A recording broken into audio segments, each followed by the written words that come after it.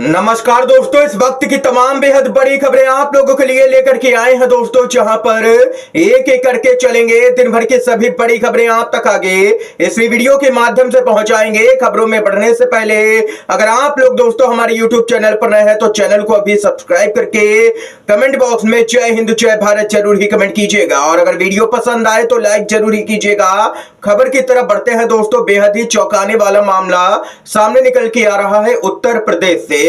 जी हां दोस्तों, मुरादाबाद की लोकसभा सीट पर पहले चरण में मतदान पूरा हो चुका, लेकिन खबर आ रही है कि बीजेपी के प्रत्याशी का निधन हो गया है। जी हां दोस्तों, आप लोगों को बताते चले, अब सवाल उठ रहा है कि क्या दोबारा से चुनाव होगा इस सीट पर। तो आइए जानते हैं दोस्तों मामला। मुरादाबाद से भाजपा के प्रत्याशी कुंवर सर्वेश सिंह का निधन हो गया है। 71 साल की उम्र में कैंसर की वजह से उनकी मौत हो गई है।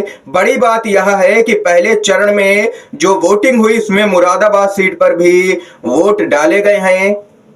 ऐसे में यहां पर भाजपा के लिए एक नई चुनौती खड़ी हो गई है। इस समय सभी के मन में यह सवाल आ रहा है कि क्या मुरादाबाद सीट पर एक बार फिर से वोटिंग होगी। सबसे बड़ा कंफ्यूजन इस बात को लेकर के है कि अगर भाजपा प्रत्याशी का निधन हो चुका है तो क्या इसका मतलब यह निकाला जाए कि पूरी चुनावी प्रक्रिया एक बार फिर से दोहराई जाएगी।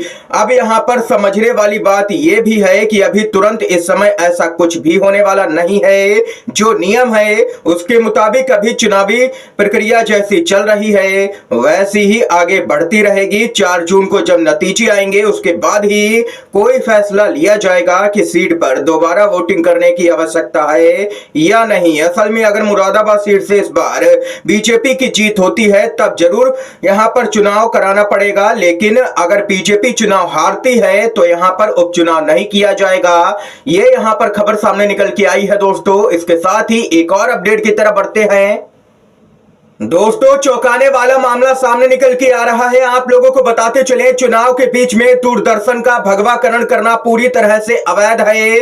चुनाव आयोग आखिर चुप क्यों है, ममता बनर्जी ने सवाल खड़े कर दिए हैं। बताते चले, दरअसल दोस्तों डीडी न्यूज के लोगों को लेकर के यह बवाल मचा हुआ है। यह प्रचार भारती डीडी न्यूज का लोगो केसरिया होने पर सियासी घमासान देखने को मिल रहा है। विपक्ष ने जबरदस्त तरीके से घेरा है और आरोप लगाया है कि भाजपा के लिए ही प्रचार कर रहा है ये चैनल।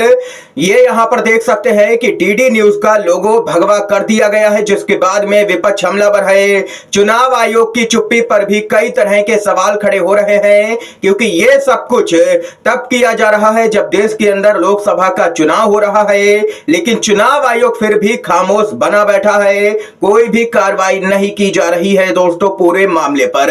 इसके साथ ही एक और बड़ी खबर आ रही है, आप लोगों को बताते चले, आज इंडिया गठबंधन के तमाम दिग्गज नेता झारखंड में जुटेंगे। जी हां दोस्तों, बताते चले, रांची में उल गुलान न्याय महारैली आज होने जा रही है। देश भर के इंडिया गठबंधन के तमाम दिग्गज नेता दिखाएंगे अपनी ताकत। सुरक्षा के कड़े प्रबंध, पार्किंग की गई है तमाम तरह की व्यवस्था। बताते चले दोस्तों आप लोगों को, इंडिया महागठबंधन की यहां पर आज होने वाली महारैली को लेकर के तैयारियां पूरी कर ली गई हैं। इसमें इंडिया गठबंधन के देश भर के नेताओं का जुटान होगा। इंडिया गठबंधन उल गुलान न्याय महारैली से झारखंड में चुनावी शंखनाद करेगा।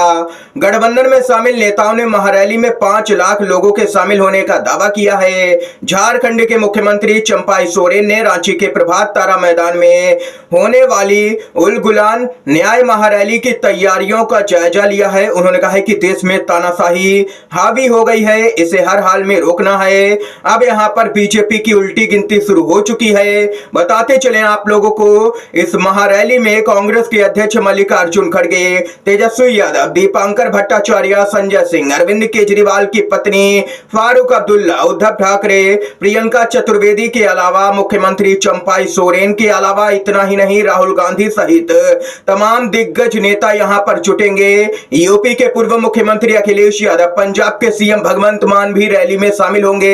ये यहां पर दोस्तों देख सकते हैं कि अब महारैली भी आयोजित की जा रही है इंडिया गठबंधन की तरफ से देश के अलग अलग हिस्सों में। अगर आप लोग भी यही मानते हैं कि महारैली करने से इंडिया गठबंधन मजबूत होगा तो अभी इस वीडियो को लाइक कीजिएगा दोस्तों। इसके साथ ही एक और बड़ी खबर सामने निकल के आ रही है, गुजरात में बीजेपी बैकफुट पर तमाम सर्वे में बात सामने निकल के आ रही है कि इस बार कांग्रेस पार्टी जबरदस्त प्रदर्शन गुजरात में करती हुई नजर आएगी। लेकिन यहां पर चुनाव से पहले ही बीजेपी डर गई है। गुजरात में कांग्रेस के यहां पर कैंडिडेट नीलेश कुंभाड़ी का नामांकन फॉर्म ही रद्द किया गया है, जिसके बाद में कांग्रेस भाजपा पर हमलावर है।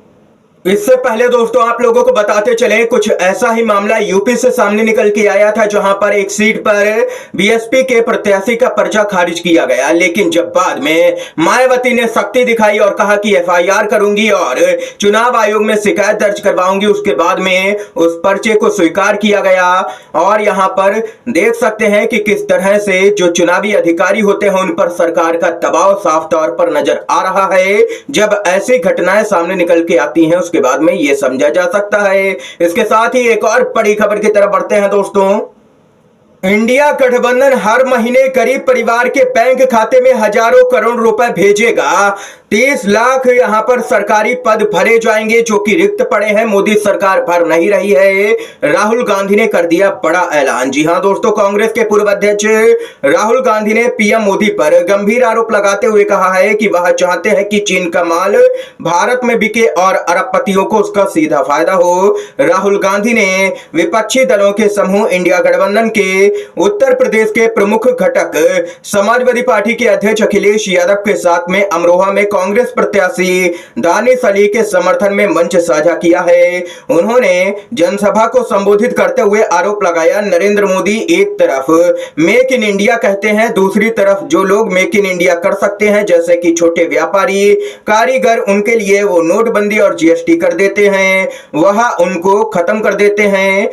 राहुल गांधी ने मोदी पर आरोप लगाया कि उनको कोई मेक इन इंडिया नहीं चाहिए, उन्हें सिर्फ मेक इन चाइना चाहिए, क्योंकि वो चाहते हैं कि चीन का माल भारत में बिके और अरबपतियों को उसका सीधा फायदा हो। राहुल गांधी ने ऐलान किया है कि इंडिया गठबंधन की सरकार आते ही गरीब महिलाओं के खाते में सालाना 1 लाख रुपए भेजे जाएंगे। 30 लाख जो सरकारी पद रिक्त हैं उनको तत्काल प्रभाव से भरा जाएगा, सरकारी नौकरियां दी जाएंगी। लेकिन बीजेपी ने कोई भी वादे नहीं किए हैं सरकारी नौकरियों को लेकर के।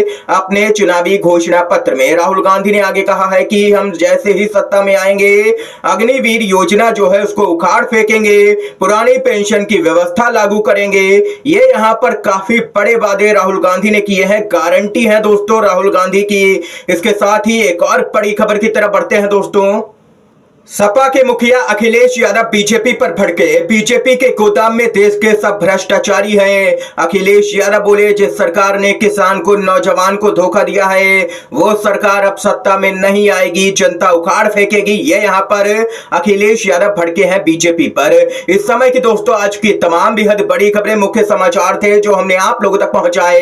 अगर आप लोगों को ये वीडियो दोस्तों पसंद आया हो तो अभी इस वीडियो को लाइक कीजिएगा, ज्यादा से ज्यादा इन खबरों को, मुख्य समाचारों शेयर कीजिएगा अपने सभी दोस्तों में। और चैनल पर नए हैं तो दोस्तों चैनल को जरूर ही सब्सक्राइब कीजिएगा। वीडियो देखने के लिए आप सभी दोस्तों का बहुत बहुत धन्यवाद। जय हिंद, जय भारत।